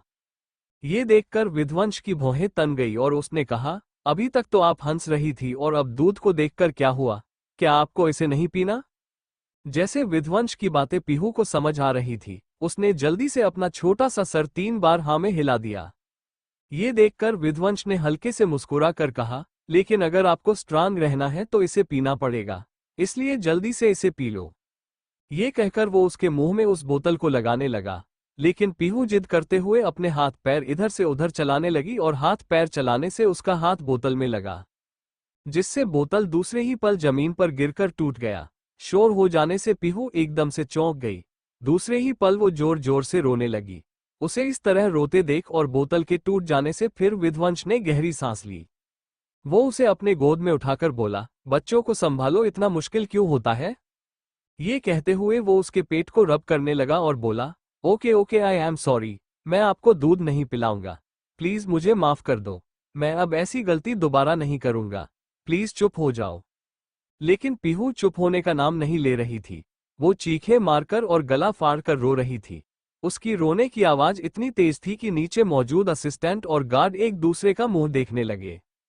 तभी असिस्टेंट ने कहा, बॉस को क्या लगता है एक बच्चे को संभालना आसान होता है? मुझे तो डर है कि वो बच्ची कहीं बॉस को परेशान ना कर दे। कहीं उसने बॉस के नाक में दम किया तो बॉस का गुस्सा बहुत बुरा है। मुझे तो डर इस बात का भी है कि कहीं बॉस उस बच्ची को ही ना नुकसान पहुंचा दे। ये सुनते ही गार्ड ने तुरंत ऊपर की तरफ इशारा किया। असिस्टेंट ने तुरंत ऊपर देखा तो इस वक्त विध्वंस पीहू को अपनी गोद में लेकर नीचे आ रहा था। पीहू अभी भी जोर जोर से रो रही थी। विध्वंस उसे लगातार चुप करवाने की कोशिश कर रहा था, पर पीहू चुप होने का नाम नहीं ले रही थी। लेकिन विध्वंस ने उसे आखिर में गहरी सांस लेकर कहा, क्या आपको चॉकलेट पसंद है? क्या मैं आपको चॉकलेट दूं? अगर आप चॉकलेट्स लो तो क्या चुप हो जाओगे? जैसे ही पीहू के कान में चॉकलेट की आवाज गई, वो अपनी आंसू भरी बड़ी आंखों से टुकुर टुकुर विध्वंस को देखने लगी और रोते हुए ही अपना छोटा सा सर हिला दिया। तो विध्वंस ये देखकर अपनी भौहें चढ़ाकर बोला, कितनी जल्दी चुप हो गई चॉकलेट के नाम पर। ये सच में एक ड्रामेबाज बेबी है, पर मुझे इसका ड्रामा भी पसंद है। ये कहते हुए वो हल्के से मुस्कुरा दिया और पीहू को गोद में लेकर वहीं सोफे पर बैठ गया। इधर असिस्टेंट और गार्ड ने जब विध्वंस के मुंह पर वो मुस्कुराहट देखी तो उन्हें ऐसा लगा जैसे उन्हें चक्कर आ जाएगा। वो दोनों घबराते हुए एक दूसरे को देखने लगे और तभी असिस्टेंट ने कहा, बॉस मुझे लगता है कि आपको तुरंत अस्पताल चलना चाहिए। आपकी तबीयत बिल्कुल भी ठीक नहीं है। मैं अभी के अभी इमरजेंसी वार्ड बुक करवाता हूँ। ये कहकर उसने जैसे अपना फोन निकला, उसके कानों में विध्वंस के गुस्से भरी आवाज गई, बकवास बंद करो और जाकर मेरी लिटिल स्माइली के लिए चॉकलेट लेकर आओ। और एक बात, मुझे अभी पता नहीं है कि इसे कौन से चॉकलेट पसंद है, इसलिए तुम पूरी स्टोर के सभी चॉकलेट्स इसके लिए लेकर आओ। ये सुनते ही असिस्टेंट ने अपने सिर पर हाथ रख लिया और उसने कहा, कुछ देर पहले ही आपने पूरे खिलौने का स्टोर घर पर मंगवा लिया और अब आप पूरे चॉकलेट का स्टोर मंगवाना चाहते हैं। बॉस मुझे लगता है कि आपको अब तांत्रिक की जरूरत है। मुझे लगता है किसी ने आपके ऊपर काला जादू कर दिया है। ये सुनकर विध्वंस ने दांत पीसकर कहा, अगर तुम यहां से नहीं गए तो मैं तुम पर काला जादू करके तुम्हें पागल कर दूंगा। Got it? ये सुनते ही असिस्टेंट घबरा गया और वो जल्दी से बोला, मैं अभी जा रहा हूं। उसके बाद वो वहां से निकल गया। तो इधर अब पीहू काफी ज्यादा खिलखिला रही थी। वो विध्वंस की बड़ी सी गोद में राउंड लगा रही थी। कभी वो गेंद की तरह इधर लुढ़कती तो कभी गेंद की तरह उधर लुढ़क जाती। उसे अपनी गोद में इस तरह खेलते देख विध्वंस ने गहरी सांस लेकर कहा, तुम जो कोई भी हो मुझे जल्द से जल्द पता चल जाएगा, लेकिन अब तुम सिर्फ मेरी हो। तुम्हें अब मुझसे दूर कोई नहीं कर सकता। ये कहते हुए उसने उसके बालों को फैला दिया और पीहू फिर से तालियां बजाकर खिलखिलाने लगी। जैसे ही पीहू के कान में चॉकलेट की आवाज गई, वो अपनी आंसू भरी बड़ी आंखों से टुकुर टुकुर विध्वंस को देखने लगी और रोते हुए ही अपना छोटा सा सर हिला दिया। तो विध्वंस ये देखकर अपनी भौहें चढ़ाकर बोला, कितनी जल्दी चुप हो गई चॉकलेट के नाम पर। ये सच में एक ड्रामेबाज बेबी है, पर मुझे इसका ड्रामा भी पसंद है। ये कहते हुए वो हल्के से मुस्कुरा दिया और पीहू को गोद में लेकर वहीं सोफे पर बैठ गया। इधर असिस्टेंट और गार्ड ने जब विध्वंस के मुंह पर वो मुस्कुराहट देखी तो उन्हें ऐसा लगा जैसे उन्हें चक्कर आ जाएगा। वो दोनों घबराते हुए एक दूसरे को देखने लगे और तभी असिस्टेंट ने कहा, बॉस मुझे लगता है कि आपको तुरंत अस्पताल चलना चाहिए। आपकी तबीयत बिल्कुल भी ठीक नहीं है। मैं अभी के अभी इमरजेंसी वार्ड बुक करवाता हूँ। ये कहकर उसने जैसे अपना फोन निकला, उसके कानों में विध्वंस के गुस्से भरी आवाज गई, बकवास बंद करो और जाकर मेरी लिटिल स्माइली के लिए चॉकलेट लेकर आओ। और एक बात, मुझे अभी पता नहीं है कि इसे कौन से चॉकलेट पसंद है, इसलिए तुम पूरी स्टोर के सभी चॉकलेट्स इसके लिए लेकर आओ। ये सुनते ही असिस्टेंट ने अपने सिर पर हाथ रख लिया और उसने कहा, कुछ देर पहले ही आपने पूरे खिलौने का स्टोर घर पर मंगवा लिया और अब आप पूरे चॉकलेट का स्टोर मंगवाना चाहते हैं। बॉस मुझे लगता है कि आपको अब तांत्रिक की जरूरत है। मुझे लगता है किसी ने आपके ऊपर काला जादू कर दिया है। ये सुनकर विध्वंस ने दांत पीसकर कहा, अगर तुम यहां से नहीं गए तो मैं तुम पर काला जादू करके तुम्हें पागल कर दूंगा। Got it? ये सुनते ही असिस्टेंट घबरा गया और वो जल्दी से बोला, मैं अभी जा रहा हूं। उसके बाद वो वहां से निकल गया। तो इधर अब पीहू काफी ज्यादा खिलखिला रही थी। वो विध्वंस की बड़ी सी गोद में राउंड लगा रही थी। कभी वो गेंद की तरह इधर लुढ़कती तो कभी गेंद की तरह उधर लुढ़क जाती। उसे अपनी गोद में इस तरह खेलते देख विध्वंस ने गहरी सांस लेकर कहा, तुम जो कोई भी हो मुझे जल्द से जल्द पता चल जाएगा, लेकिन अब तुम सिर्फ मेरी हो। तुम्हें अब मुझसे दूर कोई नहीं कर सकता। ये कहते हुए उसने उसके बालों को फैला दिया और पीहू फिर से तालियां बजाकर खिलखिलाने लगी। इधर इस वक्त अमानत के अपार्टमेंट में बहुत ज्यादा गर्म माहौल था क्योंकि अमानत हद से ज्यादा परेशान थी। उसे अभी तक पीहू का कुछ भी पता नहीं चल रहा था।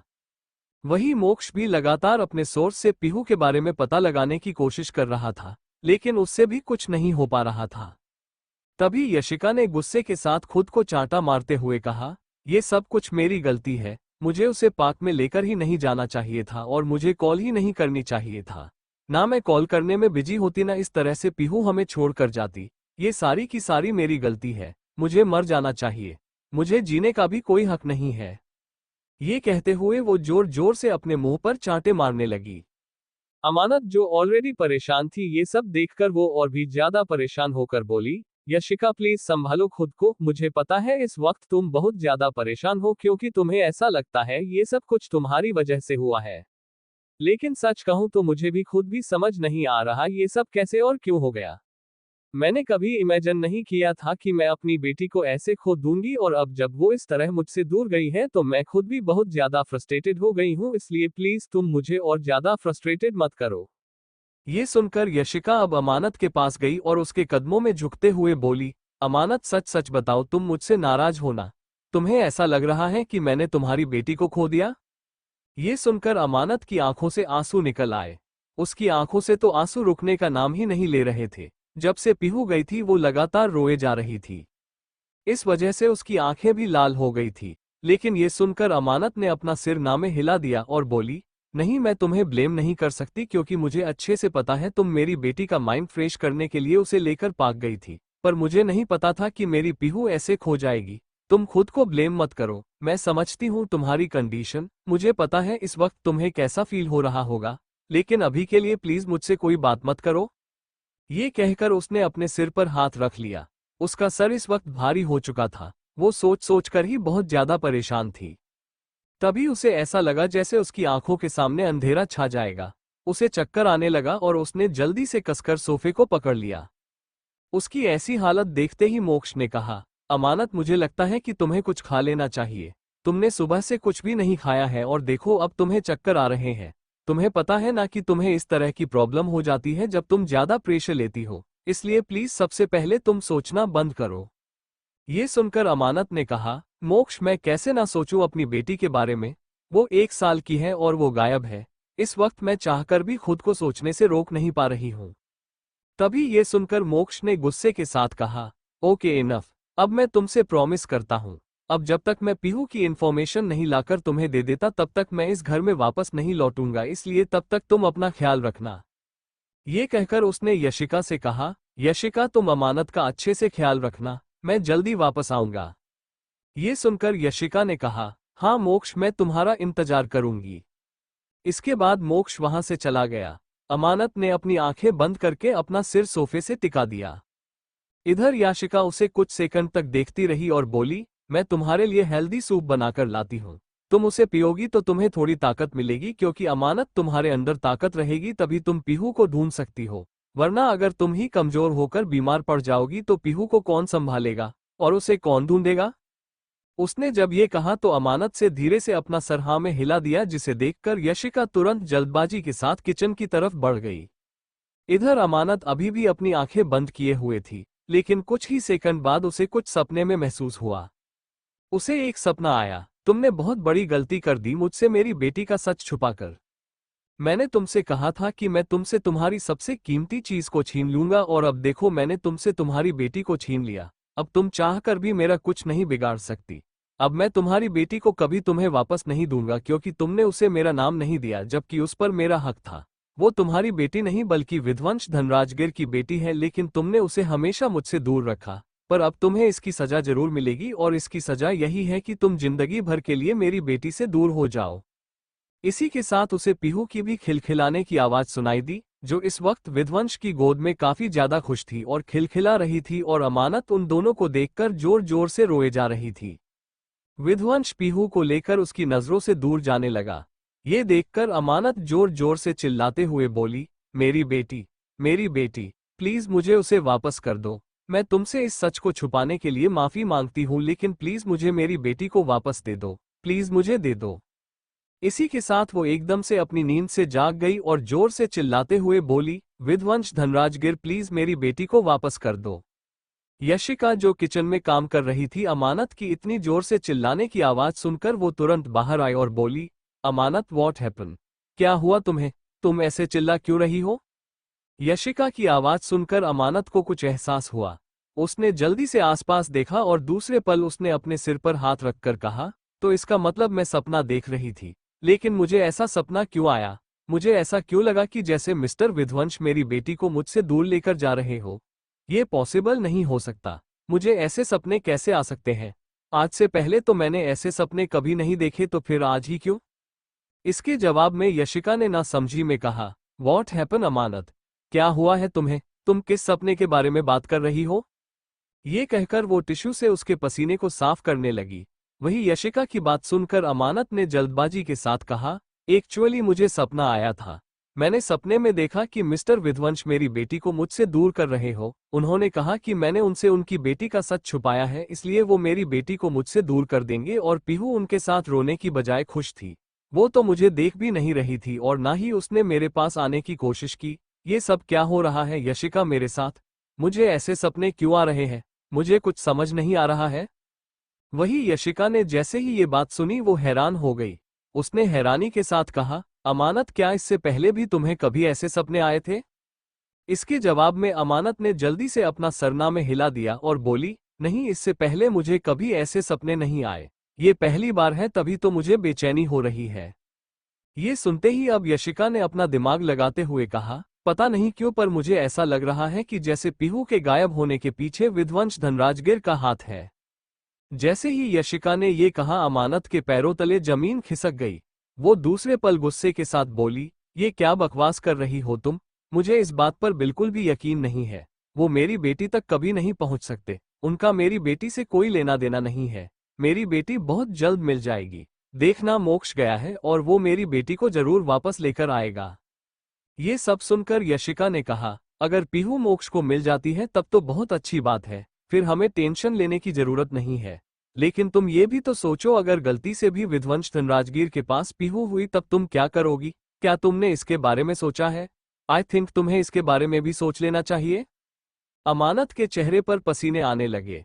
उसने तो विध्वंस से पीहू को छुपाने के बारे में सोचा था, लेकिन उसे यकीन नहीं हो रहा था कि पीहू इस वक्त उसके पास होगी। उसने फिर से अपना सिरनामे हिला दिया और बोली, नहीं, मुझे यकीन नहीं है। मेरी बेटी मिस्टर विध्वंस के पास कभी नहीं हो सकती। मुझे ऐसा लगता है कि वो कहीं दूसरी जगह गायब हुई है। ये सुनकर यशिका ने कहा, अमानत, तुम्हें क्या हुआ है? मैं तुम्हें कितनी सिंपल सी बात समझाने की कोशिश कर रही हूँ। यू नो वॉट, तुम एक माँ हो और जब माँ अपने बच्चों के लिए हद से ज्यादा परेशान होती है तो उन्हें गॉड ही कोई ना कोई ऐसा रास्ता जरूर दिखाते हैं जिससे हमें पता चले कि हम क्या गलती कर रहे हैं और इन सब के पीछे कौन है। और अभी तुम्हें ये सपना सिर्फ सपने के तरीके से नहीं आया, इसे तुम कोइंसिडेंस समझने की गलती मत करना। ये सपना शायद तुम्हें ये इंडिकेट करना चाहता है कि तुम्हारी बेटी कहीं और नहीं बल्कि खुद अपने बाप के पास है। ये सुनकर अब अमानत स्पीचलेस हो गई। इधर दूसरी तरफ इंडिया में इस वक्त कार रफ्तार के साथ चल रही थी। उस कार के अंदर तेरा अभिराज के सीने से चिपक कर बैठी हुई थी। अभिराज उसके बालों में हाथ फेर रहा था। तभी उसने कुछ सोच कर कहा, क्या हुआ तुम्हें? तुम आज इतनी शांत क्यों हो? तभी गुस्से के साथ तेरा ने अभिराज की कॉलर को पकड़ लिया।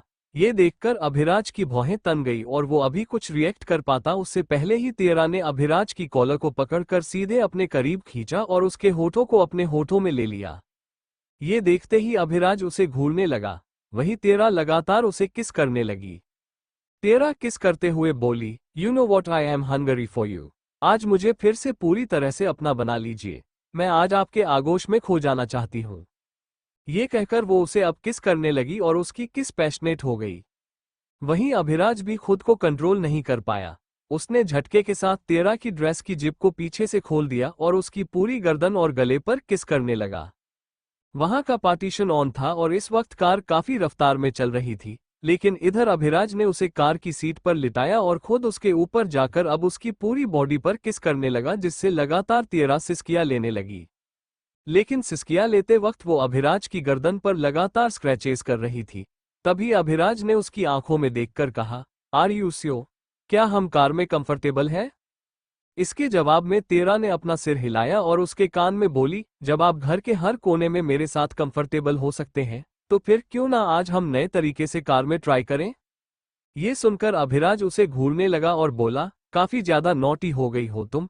काफी बेशर्मी भरी बातें करने लगी हो। ये सुनकर तेरा हंसने लगी और बोली, आपके साथ रहते रहते मैंने सब कुछ सीख लिया। अब जल्दी कीजिए, देर मत कीजिए। मैं आपके बिना तड़प रही हूं। तभी ये सुनकर अभिराज ने अपने कोट को उतरते हुए कहा, तो फिर मैं अभी तुम्हारी तड़प मिटाता हूं। इसी के साथ उसने तेरा को सीधे अपने आगोश में भर लिया। तेरा की चीख उस कार में निकल गई, लेकिन उसने दूसरे ही पल अपने मुंह पर हाथ रख लिया और अभिराज अब उसके साथ पैशनेटली लव मेकिंग करने लगा। क्या जाएगी अमानत अब विध्वंस के पास? ये कहकर वो उसे अब किस करने लगी और उसकी किस पैशनेट हो गई। वहीं अभिराज भी खुद को कंट्रोल नहीं कर पाया। उसने झटके के साथ तेरा की ड्रेस की जिप को पीछे से खोल दिया और उसकी पूरी गर्दन और गले पर किस करने लगा। वहां का पार्टीशन ऑन था और इस वक्त कार काफी रफ्तार में चल रही थी, लेकिन इधर अभिराज ने उसे कार की सीट पर लिटाया और खुद उसके ऊपर जाकर अब उसकी पूरी बॉडी पर किस करने लगा, जिससे लगातार तेरा सिसकियां लेने लगी। लेकिन सिसकियां लेते वक्त वो अभिराज की गर्दन पर लगातार स्क्रैचेस कर रही थी। तभी अभिराज ने उसकी आंखों में देखकर कहा, आर यू श्योर? क्या हम कार में कंफर्टेबल है? इसके जवाब में तेरा ने अपना सिर हिलाया और उसके कान में बोली, जब आप घर के हर कोने में मेरे साथ कंफर्टेबल हो सकते हैं तो फिर क्यों ना आज हम नए तरीके से कार में ट्राई करें। ये सुनकर अभिराज उसे घूरने लगा और बोला, काफी ज्यादा नॉटी हो गई हो तुम, काफी बेशर्मी भरी बातें करने लगी हो। ये सुनकर तेरा हंसने लगी और बोली, आपके साथ रहते रहते मैंने सब कुछ सीख लिया, अब जल्दी कीजिए, देर मत कीजिए, मैं आपके बिना तड़प रही हूं। तभी ये सुनकर अभिराज ने अपने कोट को उतरते हुए कहा, तो फिर मैं अभी तुम्हारी तड़प मिटाता हूं। इसी के साथ उसने तेरा को सीधे अपने आगोश में भर लिया। तेरा की चीख उस कार में निकल गई, लेकिन उसने दूसरे ही पल अपने मुंह पर हाथ रख लिया और अभिराज अब उसके साथ पैशनेटली लव मेकिंग करने लगा। इधर यशिका की ये सारी बातें सुनकर अमानत अब बिल्कुल खामोश हो गई थी, लेकिन तभी यशिका ने वापस से कहा, देखो अमानत, मैं ये नहीं कह रही हूं कि मिस्टर विध्वंस ने ही तुम्हारी बेटी का किडनैप करवाया होगा, लेकिन तुम खुद सोचो, तुम्हें ऐसे सपने आ रहे हैं, इसका मतलब कोई ना कोई सुराग तो इससे जुड़ा हुआ है ना। ये सुनकर अब अमानत ने भी कुछ सोचकर कहा, तो क्या मैं एक बार मिस्टर विध्वंस से इसके बारे में पूछूं? लेकिन क्या तुम्हें लगता है कि वो इतनी आसानी से मुझे बता देंगे?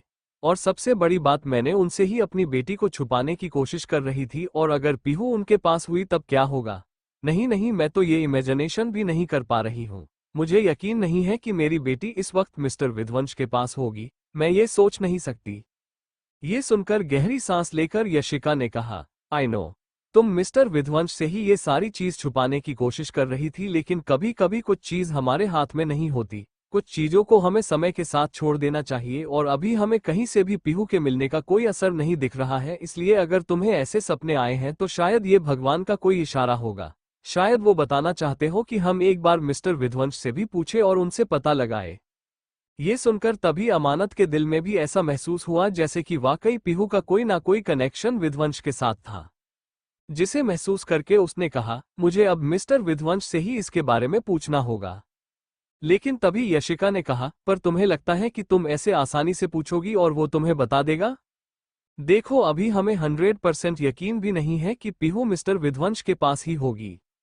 अभी हमें सिर्फ शक है, और शक के बुनियाद पर हम ऐसा नहीं कर सकते जैसा कि वो 2 सालों से तुमसे दूर था, और 2 सालों तक तुम दोनों के बीच एक तरह से बहुत ज्यादा दूरियां भी आ गई है, तो कहीं ना कहीं वो अब तुम्हें नहीं पसंद करता होगा और कहीं ना कहीं वो तुमसे नफरत भी करता होगा। इसलिए अगर तुम ऐसे अचानक से उसके पास जाओगी और उसे अपनी बेटी के बारे में पूछोगी तो उसे शक हो जाएगा कि वो बेटी तुम्हारे होने के साथ साथ उसकी भी हो सकती है, क्योंकि देखा जाए तो पीहू की भी एज 1 साल की है और तुम विध्वंस से 2 सालों तक दूर रही। विध्वंस को शक हो जाएगा कि वो तुम्हारी बेटी नहीं है बल्कि उसकी बेटी है, और फिर वो पीहू को तुम्हें देने के बजाय उसे अपने पास कैद कर लेगा। कैद का नाम सुनते ही अमानत की आंखों में डर आ गया। उसने तुरंत डरते हुए कहा, नहीं नहीं, मैं ऐसा कभी नहीं होने दूंगी, मिस्टर विध्वंस मेरी बेटी को कभी कैद नहीं कर सकते। इसके जवाब में यशिका ने कहा, एग्जैक्टली, इसलिए हमें बहुत ही सोच समझकर काम करना होगा। सबसे पहले हमें पता लगाना होगा क्या कि वाकई पीहू इस वक्त मिस्टर विध्वंस के पास है या नहीं, और अगर वो नहीं है तो फिर हमें मिस्टर विध्वंस धनराजगीर से भिड़ने की कोई जरूरत नहीं है, लेकिन अगर वो उनके पास है तो फिर हम अपने तरीके से इस प्रॉब्लम को सॉल्व करेंगे। ये सुनकर अब अमानत को भी कहीं ना कहीं इस प्लान पर यकीन होने लगा। उसने अपना सर हिलाते हुए कहा, ऑल राइट यशिका, जैसा तुम कह रही हो हम वैसा ही करेंगे, लेकिन इसके लिए मुझे सबसे पहले ये पता लगाना होगा कि मिस्टर विध्वंस इस वक्त कहाँ है, क्योंकि मुझे अभी तक इसके बारे में कुछ नहीं पता। ये सुनकर यशिका ने कहा, ये तो मेरे बाएं हाथ का खेल है। इसके जवाब में अमानत ने ना समझी में कहा, लेकिन तुम इसके बारे में कैसे पता करोगी? मोक्ष तो अभी पीहू को ढूंढने में बिजी है, और अगर मोक्ष ने इसके बारे में सुना तो वो शायद नाराज हो जाएगा और फिर वो मुझे वहां जाने भी ना दे। इसके जवाब में यशिका ने कहा, हाँ, मुझे मोक्ष के बारे में अच्छे से पता है, वो तो विध्वंस के नाम से ही चिढ़ता है, लेकिन तुम फिक्र मत करो, मेरे डैड की पहुंच काफी बड़े बड़े बिजनेस टाइकून तक है, और अगर विध्वंस धनराजगीर यहाँ पर है तो मेरे डैड को जरूर पता होगा कि वो कहाँ पर रुका हुआ है। ये सुनकर अमानत ने फिर जल्दी से अपना सर हिलाते हुए कहा, ओके, फिर तुम जल्दी से पता करो, क्योंकि अब मुझे जल्द से जल्द अपनी बेटी के बारे में जानना है। लेकिन मुझे इस बात का डर है कि अगर वाकई पीहू मिस्टर विध्वंस के पास होगी तब मैं क्या करूंगी। लेकिन मुझे यकीन इस पर भी है कि मिस्टर विध्वंस के पास मेरी पीहू नहीं होगी। यशिका अब अपनी जगह से उठी और वो साइड में कॉल करने चली गई। इधर अमानत अभी भी बहुत परेशान थी, उसे समझ ही नहीं आ रहा था कि इतने कम वक्त में उसके साथ क्या क्या हो गया था। और फिर तभी वहां पर यशिका जल्दबाजी के साथ आई और बोली, मैंने कहा था ना, मेरे डैड को सब कुछ पता है। उन्होंने मुझे एड्रेस दे दिया है, पर उन्होंने ये भी कहा कि वहां जाना इतना आसान नहीं होगा। वहां चारों तरफ काफी ज्यादा सिक्योरिटीज है। जैसा कि तुम जानती हो कि विध्वंस धनराजगीर कितना बड़ा बिजनेस टाइकून है, इसलिए मुझे समझ नहीं आ रहा कि मैं तुम्हें वहां कैसे भेजूं। ये सुनते ही अमानत ने कहा, मुझे अपनी बेटी को ढूंढना है, इसके लिए मैं किसी भी मुसीबत को उठाने के लिए तैयार हूं। मैं वहां पर जाऊंगी, मुझे फर्क नहीं पड़ता वहां कितनी भी सिक्योरिटी गार्ड क्यों ना हो। ये सुनकर यशिका ने अपना सरना में हिला दी और बोली, नहीं अमानत, तुम मेरी बात नहीं समझ रही हो। अगर तुम इस तरह से जाओगी तो फिर विध्वंस तो तुम्हें डायरेक्ट ही पहचान लेगा, और फिर जो हमने प्लान किया है वो सब कुछ चौपट हो जाएगा। ये सुनकर अब अमानत भी सोच में पड़ गई। वो दोनों ही कुछ सोचने लगे और फिर तभी उसने एक एक्साइटमेंट के साथ कहा, क्यों ना मैं अपना गेट अप चेंज करके जाऊं। ये सुनकर यशिका ने कहा, लेकिन तुम क्या गेट अप बनाकर जाओगी। इसके जवाब में अमानत ने अब गुस्से के साथ कहा, वो तो अब वक्त ही बताएगा कि मैं क्या बनकर जाऊंगी। लेकिन जिस तरह से मिस्टर विध्वंस ने मुझे हमेशा धोखा दिया है, अब मैं उन्हें बताऊंगी कि धोखा असलियत में क्या होता है। मैं उनके नजरों के सामने रहूंगी, लेकिन वो मुझे पहचान तक नहीं पाएंगे। इतना तो मुझे खुद के वजूद पर यकीन है। ये कहकर वो अपनी जगह से उठी और सीधे अपने कमरे में चली गई। इधर यशिका को कुछ समझ नहीं आया। उसने ना समझी में कहा, अमानत को क्या हुआ। मुझे समझ नहीं आया वो कौन से गेट अप में जाने वाली है। बस कुछ भी हो, वहां कोई प्रॉब्लम ना हो जाए। ये कहते हुए वो भी अपना फोन लेकर कमरे में चली गई। इधर दूसरी तरफ रात का वक्त हो चला था।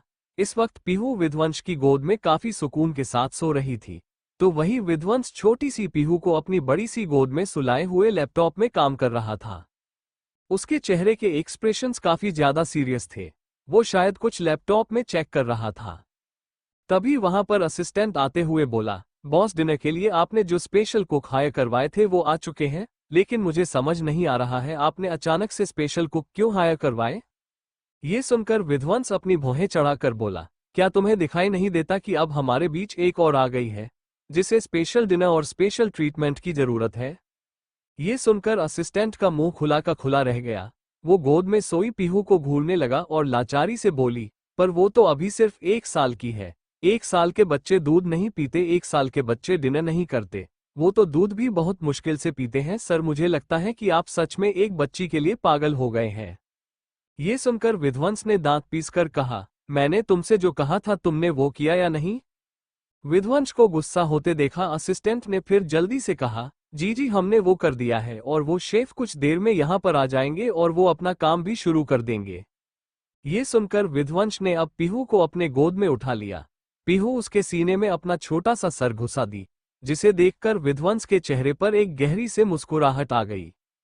उसकी इस क्यूटनेस को देखकर अब असिस्टेंट भी खुद को मुस्कुराने से रोक नहीं पाया और उसने मुस्कुराते हुए कहा, बॉस, मैं एक बात बोलूं, ये बच्ची बहुत ज्यादा क्यूट है, और ये जिस किसी की भी बच्ची होगी उसके मॉम डैड भी बहुत ज्यादा क्यूट और ब्यूटीफुल होंगे, क्योंकि बच्चे की खूबसूरती बता रही है इसके मॉम डैड कितने ज्यादा ब्यूटीफुल और हैंडसम होंगे। क्या आप मुझे एक बार इसे गोद में देंगे।